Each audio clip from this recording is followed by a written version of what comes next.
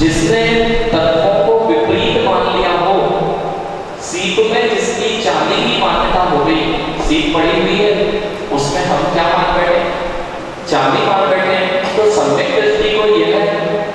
वस्तु के तत्व निर्णय है, भ्रांति नहीं होती है।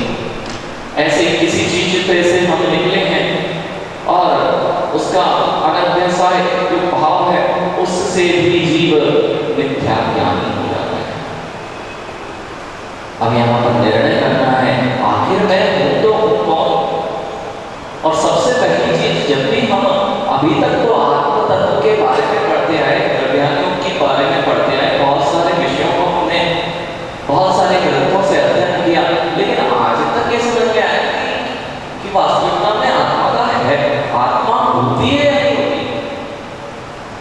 सबसे पहले तो ये निर्णय करना बहुत आवश्यक है, क्योंकि जब भी आत्मा की बात होती है तो जीव भूत प्रेतों में पहुंच जाता है।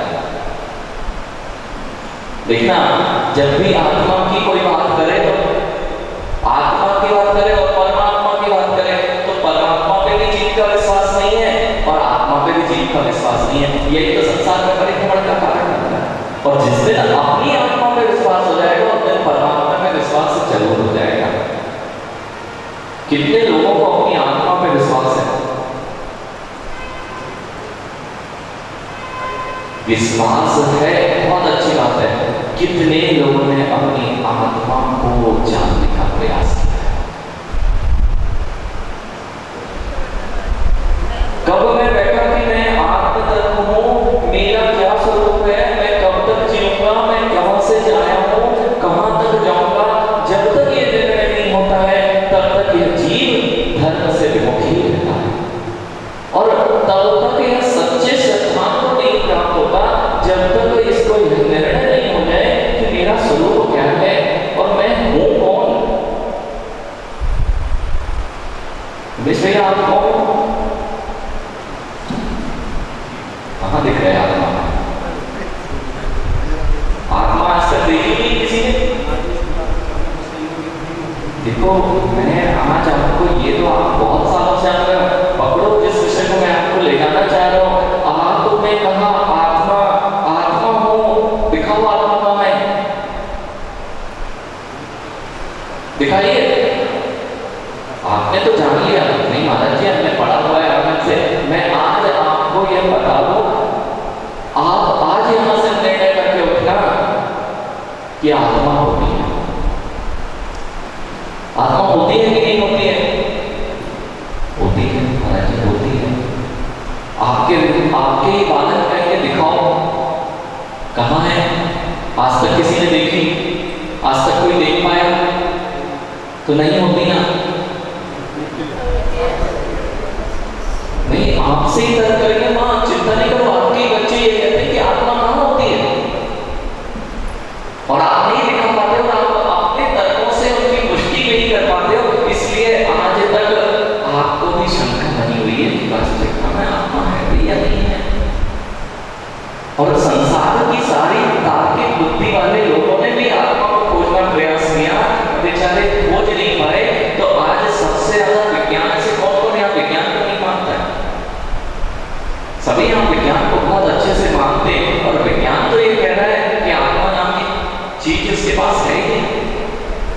वह अभी खोजने में लगा है, वह भले खोज रहा हो और वह खोज भी नहीं पाएगा क्योंकि उसके ज्ञान में वह विषय बनने वाला नहीं। क्योंकि आत्मा का जो स्वरूप है और जिस विधि से खोजा जा रहा है, ये तो वही बात हो गई कि सुई खोई है, सुई खोई हुई है। कक्ष में एक मां की सुई गिर गई, उस कक्ष में अंधेरा है। अब मां को सुई नहीं दिखाई दे रही है। बेटा आता है, पूछता है मां क्या कर रहे हो? मां कहती है बेटा सुई खो गई है। तो सुई खो गई है तो उजाले में खोजो, अंधेरे में क्यों खोज रहे हो? मां जाती है और कक्ष के बाहर खोजना प्रारंभ कर देती है। क्यों? कक्ष में अंधेरा है और कक्ष के बाहर जाके मैं खोज रहे हैं कि सुई मिल जाए। क्यों? क्योंकि बेटे ने कहा कि उजाले में खोजो। मां बाहर गई और बाहर उजाला था, वहां सुई खोजने लगी, सुई मिल जाएगी। बस ऐसे ही कुछ दशा होती है, बस ऐसे ही कुछ दशा बेचारे जिसे खोजना चाह रहे हैं वह वहां है ही नहीं, वहां क्या खोजेंगे? जिस स्पर्श रस गंध वर्ण को पंच इंद्रिय विषय बनाते हैं वे इंद्रियें आत्मा में होती नहीं है, इसलिए उजाले में तुम कितने ही खोजना चाहोगे सुई मिलने वाली नहीं है। जो चीज जहां है ही नहीं, जिसका जैसा स्वरूप नहीं है उसको वैसा स्वरूप मान के बैठे हैं, इसलिए आज तक हमें यह निर्णय नहीं हुआ कि हम हैं कौन। आज तक निर्णय नहीं हुआ, हम जीते तो हैं लेकिन ये नहीं पता कि हम जी रहे हैं कि नहीं जी रहे, और जीना कैसे कहते हैं ये नहीं पता है। क्या जीना? नहीं तो बच्चों की पाठशाला में भैया, बच्चों की पाठशाला में सिखाओ भैया, लोग पढ़ा देते हैं जीव क्या होता है। यहाँ बहुत सारे लोग पढ़ाते हैं जीव क्या होता है, क्या परिभाषा पढ़ाते हैं बच्चों को, बिल्कुल छोटे बच्चों को पढ़ाते हैं। हम क्या पढ़ाते हैं? हाँ, बहुत अच्छा। अगर ऐसा पढ़ाते हो तो बहुत अच्छी बात है, और अगर ऐसा पढ़ाते हो जो चलता है फिरता है खाता है पीता है, हाँ बच्चों को समझाना है। और जो चलता फिरता दिख रहा है, ट्रेन चल रही है, पंखा भी चल रहा है, सब चीज हो जाएंगे, और जब मनुष्य सो रहा होगा तो वह अजीब हो जाएगा क्योंकि वह चल फिर खा पी नहीं रहा है। इसलिए वास्तविकता को जानना अभी तो हमारे अंदर भी, अभी तो हमारे भी बहुत मोटे मोटे स्थान पे हमको बताया कि जीव हम यहाँ खोजने बैठे, ये सामान्य लक्षण भी नहीं है जीव के। किसी भी वस्तु की पहचान यदि करना हो तो जब तक उसके गुणों को नहीं जानते तब तक उसकी पहचान नहीं हो पाएगी। जब तक गुणों की पहचान नहीं होगी तब तक किसी भी वस्तु का निर्णय नहीं हो सकता है। यदि वस्तु में जो गुण हैं वही वस्तु का निर्धारण करते हैं। आपको यह विषय अध्यात्म में भी लगाना है और व्यवहारिकता में भी लगाना है। अध्यात्म में प्रत्येक वस्तु तत्व का निर्णय वस्तु के गुणों से किया जाएगा। गुण वह होता है जो कभी किसी से पृथक नहीं किया जा सकता, और यदि वही पृथक हो गया तो वस्तु का अभाव। जो गुण है, यदि मेरे पास में यह लेखनी है और इस लेखनी में से मैं इसके वर्ण को हटा दूं, कर सकता हूं? इसके वर्ण को हटाया जा सकता है? इसके स्पर्श को हटा दीजिए,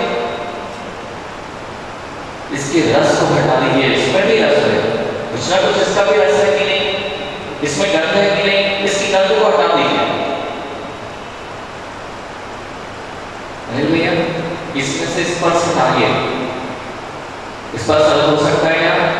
और स्पर्श अलग हो गया तो बचेगा क्या? इसमें से रस भिन्न हो गया तो वस्तु रहेगी क्या? बुद्धगल रूप में जहां स्पर्श रस गंध वर्ण होता है, यदि उनमें से एक का भी अभाव करके बता दिया तो वस्तु नहीं बचेगी। तो निर्णय करना है कि जो जैसे यहाँ पर बुद्धगल है वैसा उसका स्पर्श रस गंध वर्ण स्वरूप गुण दिखाई दे रहे हैं, तो मुझे निर्णय है कि यह वस्तु है, लेकिन आत्मा को वास्तव कैसी दिखाई नहीं दे रही। अध्यात्म में तो कह रहे हैं अरे स्वरूप अवगंधम अवत्तम चेतना प्रवसत्तम जान अलिंगन ग्रहण जीवान तिथि संठान। क्या कह रहे हैं? समय सारणी की गाथा बोल रहा हूं। अरस अरूप अवगंधम, जिसमें रस नहीं, रूप नहीं, गंध नहीं, वर्ण नहीं, उसका नाम अरस अरूप अवगंधम अवत्तम, जिसको बोल के बताया नहीं जा सकता, अवत्तव्य है, उसका स्वरूप वक्तव्य भी नहीं किया जा सकता। कैसे बताओ? तो नहीं है ना। यहां तक कि अनुमान का विषय भी नहीं बनती आत्मा। जो आत्मा का संवेदन है, जिसमें कोई संस्थान नहीं है, जिसका कोई आकार नहीं है, अब इसका कोई आकार नहीं है, उसको जान के बताओ आज तक स्वसंवेदन क्यों नहीं हुआ? क्योंकि अवलंबन नहीं मिला। आज तक हमने जो भी जाना है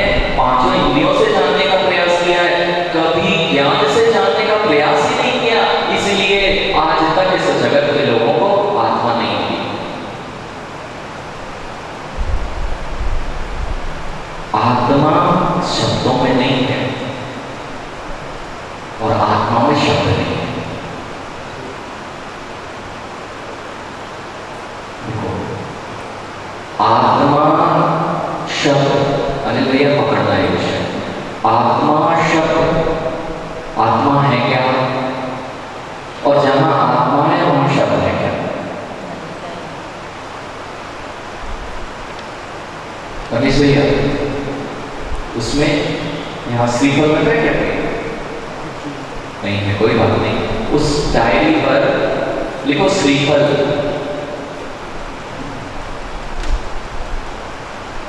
देखना रमेश भैया, श्रीफल लिख दिया, लाओ श्रीफल दो।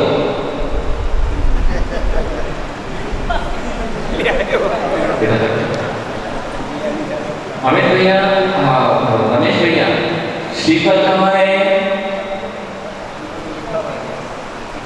लाओ श्रीफल लाके दो। श्रीफल है क्या?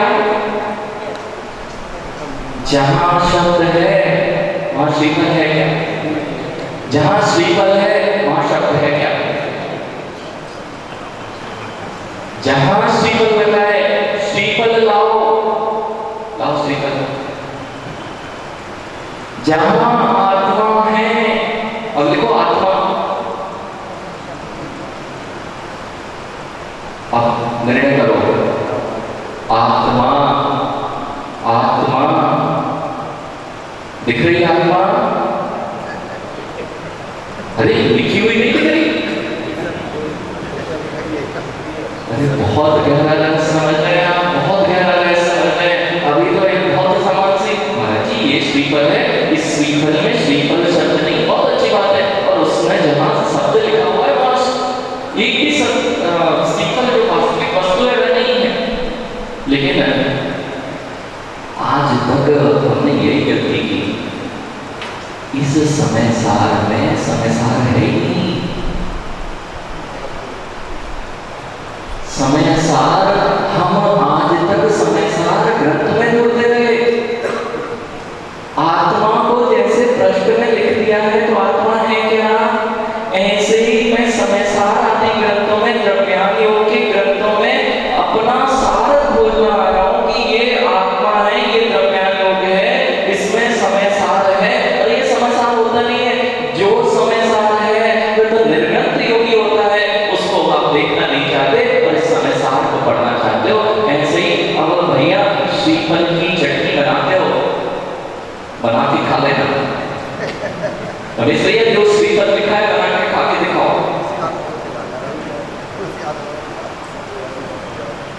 पकड़ना विषय को, पकड़ना वहां बहुत गहरा विषय हो चुका है। जो जीव शब्दों में अध्यात्म खोज रहे हैं वहां अध्यात्म होता नहीं है, और जहां अध्यात्म होता है वहां शब्द नहीं होते हैं। अब समझ में आ रहा है भैया कि जो ज्ञानी है वो कहीं शब्द के ज्ञानी है या वास्तविकता में आत्म तत्व के ज्ञानी है। समय सार का ज्ञाता हुआ जा सकता है, लेकिन समय सार जो है वे तो एक निर्गत दिगंबर योगी ही होता है। और समय सार का आनंद, भैया रमेश भैया श्रीफल में पानी निकलता है, पी के देखो, है तो पूरा का पूरा। अरे मात्र श्रीफल लिखा है, उसका वर्णन यदि कर दिया कि बहुत अच्छा मधुर रस होता है इसके अंदर, उसके बाहर की वैरायटी भी होती है, उसका हर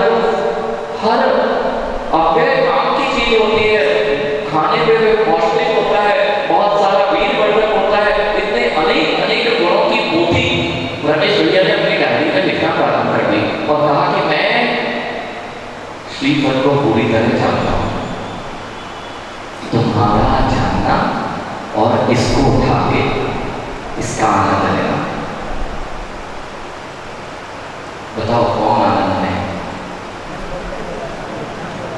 कौन आनंद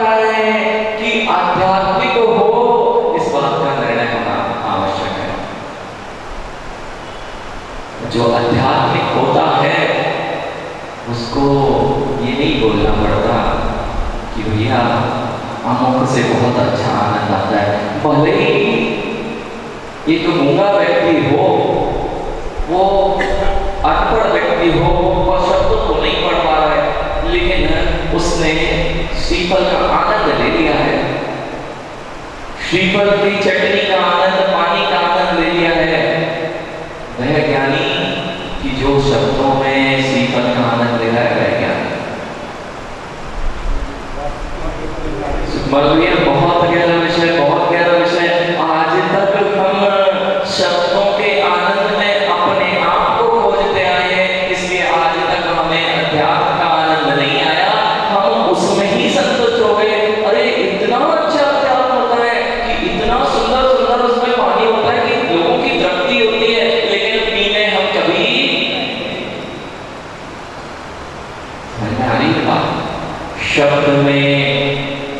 शब्द में वस्तु नहीं और वस्तु में शब्द नहीं। इसलिए जब भी हम निर्णय करने बैठते हैं, आत्म तत्व को खोजना चाहते हैं, और आत्म तत्व को यहाँ पढ़ लेने से मिलने वाला नहीं है। अब आत्म तत्व मिलेगा कैसे? इन सब से भिन्न जो है सो है, वही आत्म। नहीं समझ में? देखो मां, सुबह के प्रवचन भिन्न विषय है। ये दोपहर की कक्षा है, कक्षात्मक प्रवचन या प्रवचनात्मक कक्षा है। अब यहाँ जो निर्णय चल रहे हैं, अब आप समझो कि सुबह तो इतना बुद्धि, अभी तो हमने बहुत सारी बुद्धि पैक करके अंदर रख रखी है, प्रयोग ही नहीं करते। अभी बहुत सारे लोगों के दिमाग में लग रहा है कि ऐसा भी कुछ होता है क्या?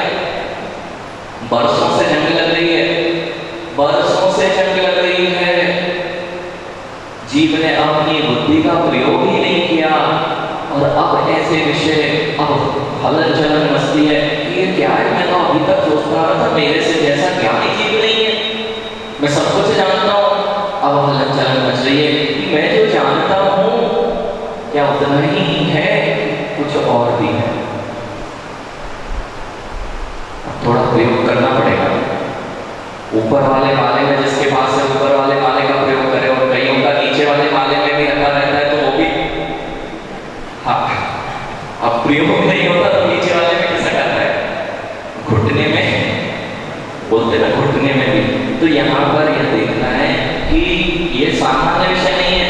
सामान्य विषय बहुत आसानी से आपको लेते रहते हो और उसको लेकर के उतने ही सामान्य रूप से भूल जाया करते हैं। लेकिन यहाँ पर जो निर्णय चल रहा है, अब निर्णय करना कि वास्तविकता में आत्मा का जो परिचय मैंने अभी तक पढ़ा है, वह आत्मा है क्या? जो मैंने अभी तक ग्रंथों में सम्यक दर्शन ज्ञान चारित्र को पढ़ा है, क्या वह सम्यक दर्शन ज्ञान चारित्र है? देव शास्त्र की भक्ति कर लेना सम्यक दर्शन है, बहुत बढ़िया। अध्यात्म कहता है कि आत्म तत्व में रुचि रूप श्रद्धान का हो जाना सम्यक दर्शन है, बहुत अच्छी बात है। तो अध्यात्म ग्रंथ प्रधान होते हैं, विद्यार्थियों की दृष्टि प्रदान करते हैं। तो भैया आप क्या कहोगे? मेरे को तो रुचि रूप श्रद्धान किस पर हो गया? अपने आत्म तत्व पर रुचि रूप श्रद्धान हो गया, इसलिए मैं देव साथ गुरु की पूजा नहीं करता। हाँ, ऐसे लोग भी हैं आपके पास में, जो आनंद समय सार का है, दरम्यान योग का है, ये तो कहाँ बाह्य क्रियाओं में लगे हुए हो। बहुत समझने की आवश्यकता है। जिसके अंदर में सम्यक दर्शन प्रकट हुआ है, जिसके अंदर में आत्म तत्व की रुचि रूप श्रद्धान प्रकट हुआ है, उसकी बाह्य क्रिया में देव शास्त्र गुरु के प्रति भक्ति कम नहीं होगी, भक्ति उतनी ही अधिक बढ़ जाएगी।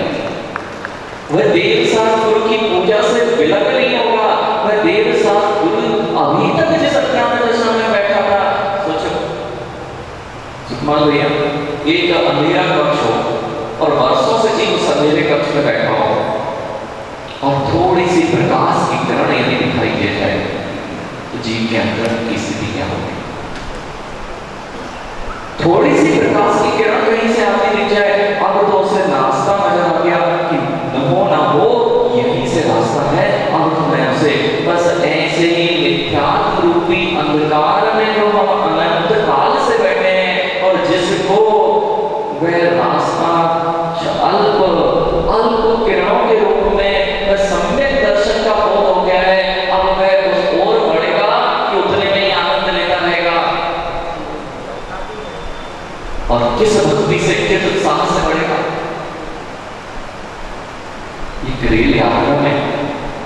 एक रेल यात्रा में एक बालक 25 वर्ष 30 वर्ष का बालक और बहुत उचक के तो देख रहा था पेड़ निकल रहा है, अरे इतना बड़ा विशाल पेड़, अरे देखो वहां से कार निकल रही है, अरे पेड़ पीछे दौड़ रहा है, पेड़ इतना, वो अपने पिता से कह रहा है, सोचो 30 वर्ष का बालक है, मैं 30 वर्ष का बालक अपने पिता से कह रहा है कि देखो देखो पिताजी पेड़ दौड़ रहा है, देखो ये पेड़, ये सारी वस्तुएं चल रही हैं। बहुत देर से उत्साहपूर्ण जीवन में अपने उत्साह को व्यक्त करते हुए कहता है अपने पिता से, लेकिन जो उसके साथ में यात्री थे ये समझ नहीं पाए ये बच्चा पागल हो गया क्या, कि देखो 30 वर्ष का और ऐसे बोल रहा है पेड़ दौड़ रहा है और पीछे भाग रहे हैं, देखो वहां पे बड़ा पेड़ लगा हुआ है, ये सारी चीजें। तो जब रहा नहीं है यात्री से तो उनसे पूछ ही लिया कि आपका बेटा क्या पागल हो गया है, उसको इतना ज्ञान नहीं है 30 वर्ष में कि पेड़ दौड़ नहीं रहा है, ये पेड़ दौड़ना नहीं है।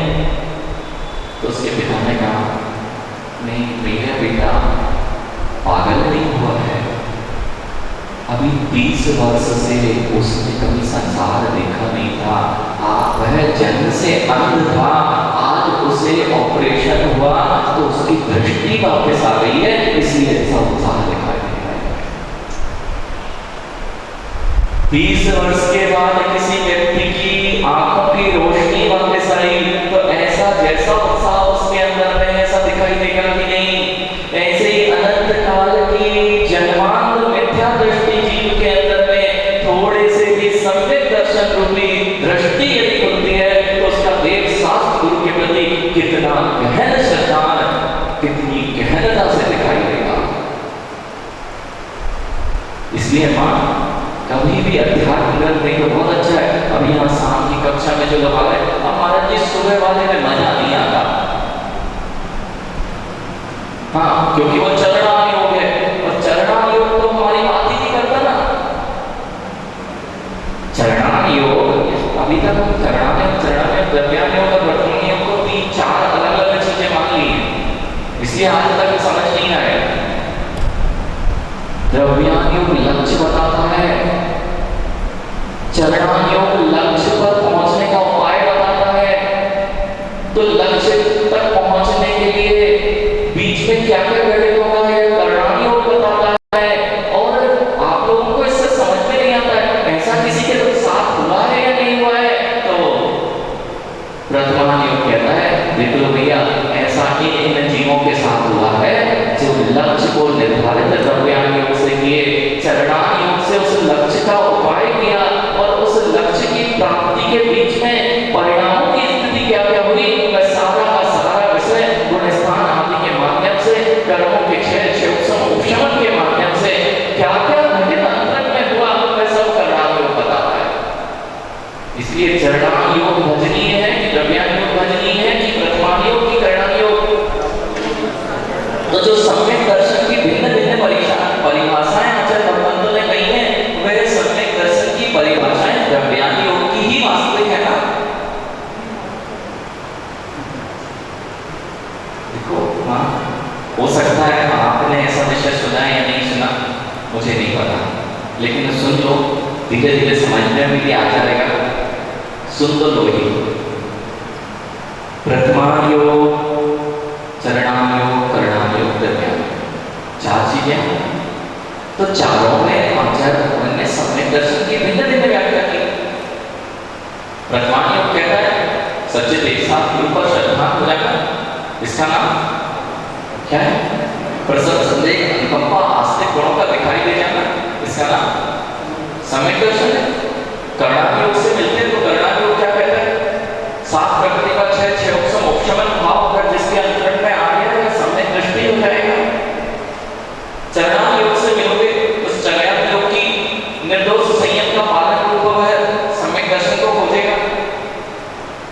और द्रव्यान योग से मिलोगे तो तत्वार्थ सत्तानम सम्यक दर्शन, तत्वों का यथार्थ रूप श्रद्धावान हो जाना वो सम्यक दर्शन है। अथवा अध्यात्म की भाषा में ऐसे ही कहें, द्रव्यान योग की भाषा में तत्वार्थ सत्तानम सम्यक दर्शन, और अध्यात्म की भाषा में कहें तो आत्म तत्व की रुचि हो जाना, अपने आत्मा के प्रति श्रद्धा हो जाना, इसका नाम सम्यक दर्शन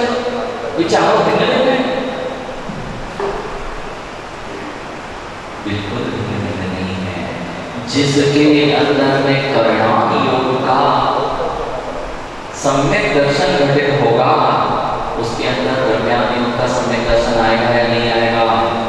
जिसके अंदर में करणाम योग की 7 प्रकृतियों का क्षय उपशमन हो गया है, अब उसके पास में चरणाम योग रूप सम्यक का चरण आएगा या नहीं आएगा। जिसके अंदर में करणाम योग का सम्यक दर्शन आ गया है, वह देव शास्त्र गुरु से दूर भागेगा कि देव शास्त्र गुरु के प्रति सच्चा श्रद्धा करेगा। उसके अंदर में प्रसन्न, संवेग, अनुकंपा, आस्तिक गुण दिखाई देंगे या नहीं देंगे। तो जो लोग ये कहते हैं कि पूजा पाठ सम्यक दर्शन नहीं है, चरणाम योग की पद्धति, सप्त व्यसनों को छोड़ना, रात्रि में भोजन नहीं करना, शाम के पानी पीना, इससे सम्यक दर्शन का कोई लेना देना नहीं है। आत्मा का स्वभाव सम्यक दर्शन है। आत्मा को जानो, गद्दी पर बैठ के आत्मा को जान लेना मात्र सम्यक दर्शन नहीं है, क्योंकि लक्ष्य को देख लेना। बहुत सारे बोर्ड लगे थे अभी, हम लोग व्यवहार करते हुए आ रहे थे, अनिल भैया, बहुत सारे बोर्ड लगे थे। कहीं मेरठ का लगा था, कहीं दिल्ली का लगा था, कहीं गाजियाबाद का लगा था। लक्ष्य का बोर्ड पढ़ लेने से लक्ष्य पे पहुंच जाएगा यदि, और बोर्ड कब लक्ष्य पे पहुंचाएगा।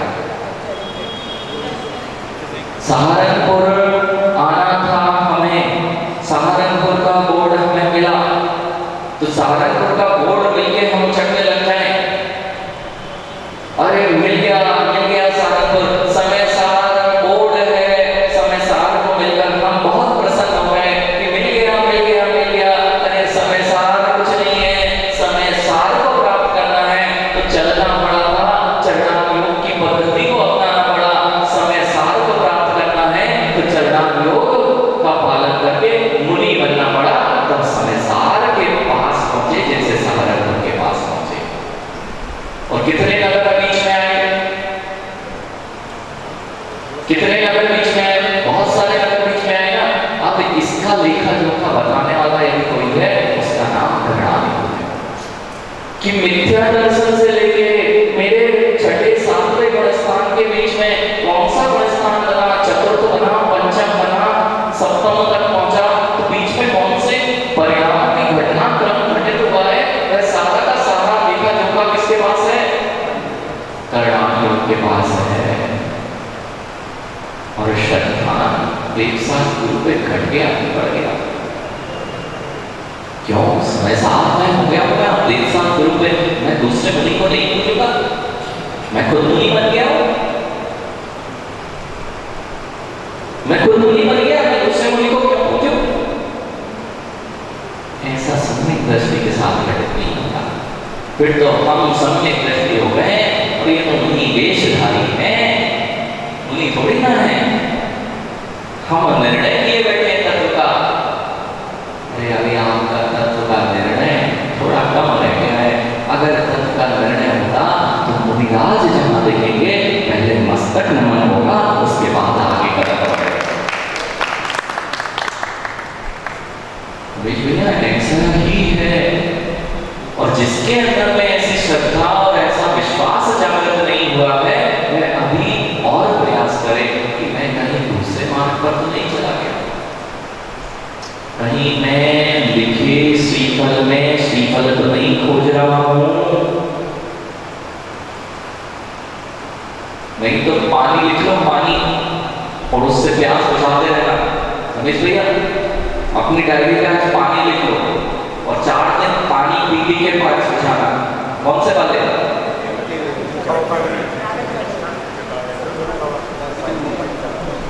इसलिए ये सब सुनने में बहुत अच्छा लग रहा है, लेकिन हम एक कदम भी शास्त्र के प्रति नहीं बढ़ा रहे। ये सब आनंद कानों का कर्ण इंद्रिय का विषय बना के भोग करोगे तो इसमें भी आश्रय नहीं होगा। भैया पानी आज लिख लेना और 4 दिन पानी पीना। कौन सा लिखा हुआ? हाँ, इस सुबह के रत्नाकरण समाचार चल रहा है, उसमें बोल रहे हैं सच्चे देव शास्त्र गुरु को जानो। बहुत अच्छा जान लिया आपने, ऐसी आपकी क्रिया होना चाहिए, शावक की बहुत अच्छी जान ली। तो बस ऐसा ही है जैसे पानी लिखे हुए को आप आनंद ले रहे हो, एक भी कार्य एक भी कदम आप आगे नहीं बढ़ा रहे हो, कोई आनंद नहीं है। जब ज्ञान योग के स्वाध्याय स्वाध्याय स्वाध्याय स्वाध्याय स्वाध्याय कर चुके हैं, रटे हुए हैं सारे के सारे ग्रंथ, पानी में व्याख्यान भी लिख लेना उस पर, पानी का पूर्ण व्याख्यान डायरी में लिखना और 4 दिन उसी को पी के काम चलाना। कहीं जीवन ऐसे ही नहीं निकल रहा है। जीव तत्व की बात करते करते पूरा जीवन ना निकल जाए, जीव तत्व का अनुभव क्या होता है इसको लेने कब जाओगे। सामायिक हम करते ही मतलब जी स्वाध्याय पर लगता है, शब्दों को बांचने का नाम स्वाध्याय नहीं है। मात्र शब्दों को बांचते रहेंगे तो स्वाध्याय पूर्ण होने ही वाला नहीं है। वह तो वैसे ही है जैसे हम शब्दों को, बहुत अच्छा है शब्द जैसे हमारे अंतरंग में भरे हुए हैं। देखो विषय खुलासा कुछ और होने वाला था आज, लेकिन यह विषय भी बहुत गंभीर था और जो विषय आ गया तो यह भी जानना बहुत आवश्यक है। धीरे धीरे हम सारे विषयों को लेंगे, लेकिन जो विषय यहाँ पर चल रहा है इस बात को जानना बहुत आवश्यक है। ऐसा तो नहीं कि पूरा जीवन हम ग्रंथों को याद करने में रखते हैं, पूरे ग्रंथ याद हैं। जैसे आपके पास इस हृदय में ग्रंथ, इस मस्तिष्क में ग्रंथ है, ऐसे ही तो वे अलमारियों में रखे हुए हैं, ऐसे ही तो ये मयंक ने अपने कैमरे में भर रखे हैं। अब ये कैमरा मोक्ष हो जाएगा ना इसका, तो इसको कितना ज्ञान हो गया है? तुम्हें तो बहुत ज्ञान हो गया है, इतने सारे महाराजा के पास जाते हो, कितना सुन लेता है बच्चा। आपने क्या सुना होगा, उसने तो बहुत कुछ ग्रहण कर लिया है। जो ये अज्ञान दशा में जी रहे हैं वे समझ जाएं कि मेरा ये ज्ञान तभी कार्यकारी है जब मैं इस श्रीफल को पढ़ के अपनी दृष्टि इस श्रीफल पर ले जाऊं। हम सामायिक करने बैठ ही नहीं रहे। जिस आत्म तत्व की बात स्पर्श रस गंध वर्ण से रहित है, वह तुम्हारी 5 इंद्रियों में आसक्ति और विषयों में लीनता में कब वह आत्मा तुम्हें दिखाई देने वाली है। शांत होकर बैठना ही नहीं सीखा, वचनों का आलाप ही चल रहा है, अब आत्मा नजर नहीं आने वाली है। आत्मा को नजर करने के लिए, अरे एक छोटे से ध्यान के लिए अगर छोटा सा यहाँ पर जीव चल रहा हो, अनिल भैया आप लोग तो देखते ही हैं, अनिल भैया से मतलब सबका यहाँ पर नहीं करा, अनिल भैया को पकड़ लो कि आप नहीं देखते हो। यहाँ रमेश भैया ऐसा विषय है, यहाँ यदि सूक्ष्म जीव आ जाए तो कितनी गहरी दृष्टि लगाना पड़ती है आपको। अरे कुछ है, क्या करते हो, अरे कुछ तो है। जब वह सूक्ष्म जीव जो तो आपकी 5 इंद्रियों का विषय बन सकता है, उसको देखने के लिए भी एकाग्रता इकट्ठी करनी पड़ती है। तो जिसमें 5 इंद्रियों के विषय नहीं है, उस आत्मा को देखने के लिए कितनी एकाग्रता की आवश्यकता होती है। जी रमेश भैया अभी तो इसलिए योगियों की दशा निराली है, अभी तो आप हल्ले को हल्ले नहीं मान रहे हो। ये इतनी आवाजें हैं, आपको आवाजें पसंद आने लगी है। अभी आपने शांति का वेदन ही नहीं किया, कभी रात्रि में 12 बजे उठ के समाहित करना, फिर देखना कि घड़ी कितनी देर आवाज कर रही है। अभी किसको घड़ी की आवाज आ रही है? अभी तो प्रकाश में आनंद बांट लिया। कभी किसी दिन लाइट चली जाए, सुकमा भैया कभी लाइट गई, हम लोग शिखरजी में रहते थे तो शाम के समय जैसे कई बार लाइट चली जाती थी, कोई आवाज नहीं आ रही थी, लाइट चल रही थी तब भी आवाज नहीं आ रही थी, फिर भी लाइट के जाने से जो शांति का वेदन होता था वो नहीं आता था। आपने भी देखा होगा, अनुभव किया होगा, जब कभी कक्ष में जब बैठे हो और एकदम लाइट चली जाए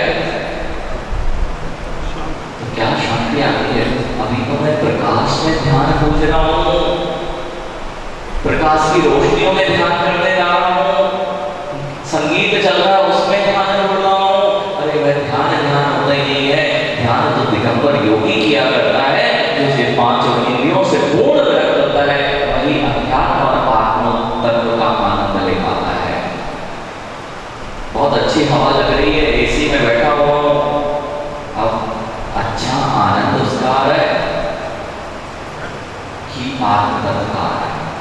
मच्छर बैठ रहा है, मच्छर दिखाई दे रहा है, देखो पकड़ो। इसलिए मां पढ़ना बहुत अच्छी बात है, समझना बहुत अच्छी बात है। अभी तक सुना नहीं, पहले सुनना ही पड़ता है, लेकिन सुन के मत रहना, नहीं तो हमारे 4 महीने बर्बाद चले जाएंगे। जैसे महावीर भगवान के गए, हाँ महावीर भगवान के अपने लिए आदिनाथ भगवान से महावीर भगवान तक सबके देशनाएं अपने लिए बता दी गई हैं, तभी तो अभी संसार में। और सुन ली होती उनकी सुननी होती और चल गए होते, तो हम इसमें भी ठीक है आप जैसे रहोगे वैसे ही रहोगे। लेकिन जब महावीर भगवान आदिनाथ भगवान परिवर्तित नहीं कर पाए आपको, तो ये हम कौन से, तो ये हम कहाँ से कर सकते हैं? हम खुद नहीं हो पाए तो आपको, इसलिए हम लोग ज्यादा चिंतन नहीं करते कि खुद परिवर्तित हो रहा है खुद नहीं हो रहा है, लेकिन इतना ही कहेंगे कि परिवर्तित होगे तो पानी का आनंद आएगा। पानी कभी पीना नहीं चाहोगे, कभी चरणाम योग की पद्धति में आगे बढ़ना नहीं चाहोगे। श्रावक के मूल गुण, अष्ट मूल गुण नहीं पालन कर पा रहे, जैनकुल में आ रहे हैं, अष्ट मूल गुण पालन नहीं कर पा रहे, पढ़ते रहना ग्रंथ, वह सीढ़ी और वह अलमारी कभी मोक्ष नहीं जाएगी। जो हमारे जैनी की पहचान है, हमने क्या कहा, लक्षण से बात करा हुई थी सुकुमार भैया, जिसके चीज में से जो लक्षण है उस गुण को हटा दीजिए। तुरंत कहा था कि लौकिक दृष्टि में भी लगाना और आध्यात्मिक दृष्टि में भी लगाना, जिसका जो गुण है उससे उसको पृथक कर दीजिए, वस्तु बचेगी क्या। वैसे ही आपने अपने जैन धर्म के गुणों को एक तरफ रख दिया है, करते रहना। जैनी की संख्या तो हो सकती है, लेकिन अभी जैसे अलमारी में पुस्तकें भरी हैं, बहुत ज्ञान है अलमारी को, अलमारी मोक्ष चली जाएगी, ऐसे ही जैन नाम की संज्ञा ना तो आपको मोक्ष भेजेगी ना स्वर्ग भेजेगी। यदि चरणान योग की पद्धति के अनुसार आपने अपना जीवन नहीं जिया, श्रावक अनुकूल अपनी प्रवृत्ति नहीं की, तो सम्यक दर्शन की भी योग्यता नहीं है। अब निर्णय कर लेना, हम तो महाराज पूरे जीवन भर से पूजा करते आ रहे हैं, अभी सम्यक दर्शन की योग्यता आई है कि नहीं, सम्यक का चरण आया है कि नहीं, पंचतत्व फलों का त्याग हो पा रहा है कि नहीं, मध्य मांस मधु का त्याग है कि नहीं, औषधि में चलता है, रात्रि में भोजन चलता है। सम्यक का चरण वाला जीव छान के पानी पिएगा और रात्रि में भी भोजन नहीं कर पाएगा, क्योंकि जीव के प्रति उसके अंदर में अनुकंपा आएगी कि नहीं, वो क्रोध नहीं करेगा। 6-6 महीने तक जिससे पैर बांधे रखे, वो कह रहे हैं हम बहुत अच्छे पुजारी हैं, अभी तो मुनि राजों से 6-6 महीने का पैर बांध लिया, हम इनका मुख नहीं देखते। अब निर्णय कर लेना कि प्रसन्न गुण है, अनंत अनुगति का अभाव है, प्रसन्न संवेग भोगों से विरक्ति हो रही है कि भोगों की तरफ आदत बढ़ती जा रही है। ये तो अवृत्ति सम्यक दृष्टि के लक्षण बोल रहा हूं। प्रसन्न संवेग अनुकंपा और आस्तिक जीवों पे दया आ रही है क्या, पानी छानते देख रहे हैं क्या। अब हम निर्णय करना कि धर्म कितना कठिन है। अच्छी बात है महाराज जी, बता दिया, कल से नहीं आएंगे, क्यों इतना कठिन है कि अब आपने बता दिया है तो हम कुछ भी नहीं कर रहे। ऐसा नहीं, जितना कम से कम सुन ही लो, क्योंकि सुनने से तो अभी तक सुने नहीं थे तो बोलते क्या और चलते क्या, अभी सुन तो लो कि धर्म होता क्या है। सुनते क्या हो गया, सुनते ही नहीं है ना, सुन लेना तो एक दिन गुनते हुए, सुनते हुए और चलते हुए भी मार्ग पर पहुंचा जा सकता है, अन्यथा कोई उपाय नहीं है। इसी का नाम मां सम्यक दर्शन, सम्यक ज्ञान और सम्यक चारित्र है। सुनने से श्रद्धान करो और फिर बोलने से उसका तत्व चिंतन करो और फिर चलने से सम्यक चारित्र रूप आचरण करो। जब तक ये तीनों की एकाग्रता आपके जीवन में नहीं आएगी तब तक कल्याण होने वाला नहीं है। ये मंगल भाव के साथ बोलिए आचार्य विशुद्ध स्वामी जी महाराज की जय। 108 समर्थ सागर की